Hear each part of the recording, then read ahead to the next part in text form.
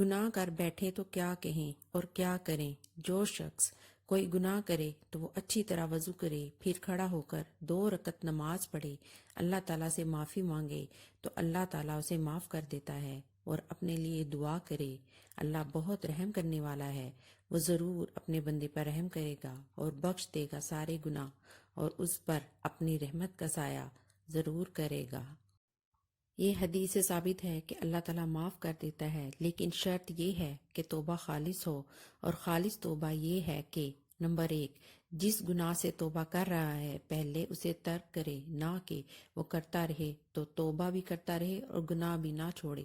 Number 2، اس پر سخت ندامت کا اظہار کرے اور اس گناہ پر شرمندہ رہے۔ نمبر 3، آئندہ گناہ نہ کرنے کا پختہ ارادہ کرے۔